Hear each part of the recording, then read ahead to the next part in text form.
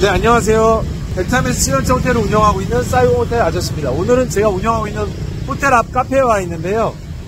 보통 해외 사업이라고 하면 어렵다, 힘들다 그런 인식이 많으신 것 같습니다.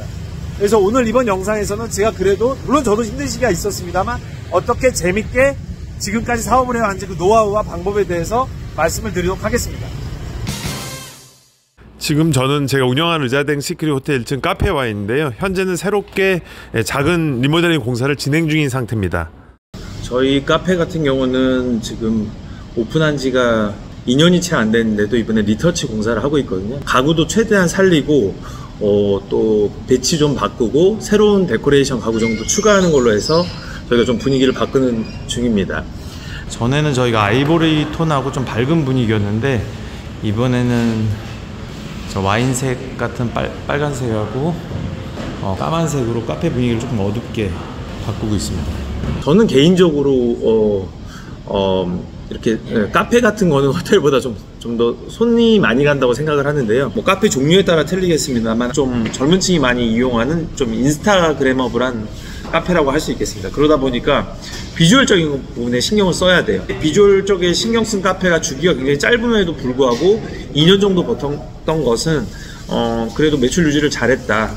그 회수 기간에 비해서는 좀 운영을 잘했다고 생각을 하고 있고, 이번에 저희가 요 리터치 공사를 하는 것은 뭐 가구의 이동이라든지 7만으로 하기 때문에 실제로 크게 수선 비용이 들어가진 않습니다.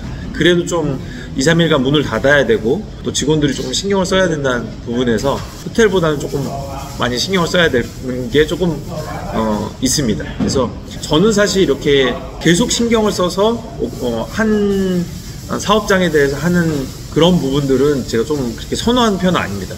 저는 이제 투자하고 사업하고 근로소득이 있다고 했을 때 투자 사업 쪽에 관심이 오히려 많은 편이거든요. 투자적 성격이 강한 사업이라는 거는 뭘까요? 아무래도 자본이 일을 하게 하고 조금 자기가 신경을 덜 쓰게 하는 사업 쪽이라고 생각을 합니다. 그래서 제가 좀 호텔업을 좋아하는 것 같고요. 저는 기본적으로 투자에 있어서 가장 중요한 것은 수익률이 아니라고 생각합니다. 엑싯이라고 생각을 하거든요.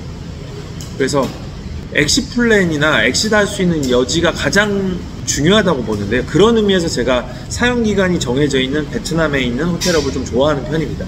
그 기간 동안만 내가 열심히 일하면 되고 그 기간 동안에서 운영 수익으로 투하 자본을 뽑아내고 또 더 연장을 할 수 있으면 여지를 남겨두는 이런 부분에 있어서 제가 베트남 호텔업을 좀 좋아하는, 엑싯을 잘하기 위해서 가장 중요한 건 뭘까요? 내가 권리금을 많이 받고 아니면 내가 M&A를 통해서 회사를 파는 걸까요?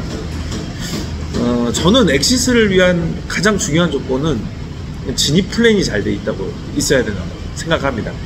좋은 진입을 해서 사업을 잘하게 되면 엑싯도 자연적으로 좀 쉬운 거죠. 진입을 잘하기 위해서 가장 간단하게 저희가 필요한 거는 시장 조사일 텐데요. 예를 들면 뭐 카페라고 치면 직접 가가지고 객단가라든지 고객 수를 측정을 해보면 대충 한 달 매출이 얼마인지 알지 않습니까? 본인이 더 운영을 잘할 수 있고 직원 관리를 더 잘할 수 있고 시설을 잘 꾸밀 수 있고 더 마케팅을 잘할 수 있으면 사실은 시장 진입에 대한 조사는 얼추 끝났다고 보거든요. 오늘 말씀드리고 싶었던 거는 베트남에서 사업 아이템을 구하는 데서 가장 중요한 두 가지에 대해서 말씀드리고 싶었던 건 이겁니다. 아무래도 물리적으로 거리가 떨어져 있다 보니 투자적 성격이 강한 사업을 하시는 게 좋다.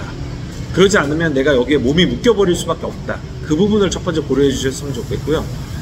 두 번째는 해외 진입을 하시기 전에 좀 시장 조사를 좀 철저히 해주셨으면 좋겠다. 그런 부분이 있고, 저는 이제 호텔업과 카페를 병행을 하고 있습니다만 이게 좀 좋은 사업 구조인 것 같아요. 베트남에서 건물을 통으로 임대하는 경우가 많은데 좀 큰 건물을 임대를 해서 위층을 호텔로 이용을 해서 현금 흐름을 창출하고 밑에는 뭐 스파라든지 화장품이라든지 저처럼 카페 같은 걸 하는 것도 재미있는 자영업 중에 하나일 거로 생각을 하고 있습니다. 호텔 같은 경우는 사실 이제 협업이라든지 이런 것들의 여지가 좀 작거든요. 그런데 이제 카페는 협업할 것들이 많이 있습니다. 호텔과 관련돼서도 할 수 있고 아니면은 뭐 F&B 업종이기 때문에 다른 디저트 회사들랑도 콜라보를 할 수가 있는 그런 부분들이 있거든요. 그래서 저희가 이제 이번에 리터치 작업이 끝나고 나면 한 안정화 기간까지 해서 한 2주 정도 소요하고 난 다음에는 여러 업체들하고 좀 콜라보를 할 생각이고요. 그런 부분들도 나중에 유튜브를 통해서 기회가 있다면 소개를 드리고 싶습니다. 오늘도 영상 끝까지 시청해 주셔서 또 감사드립니다. 리터치 작업이 한창이 저희 열심히 일하시는 저희 카페 매니저 파트하고 오늘 쉬는 날인데도 열심히 일해줘서 고맙습니다.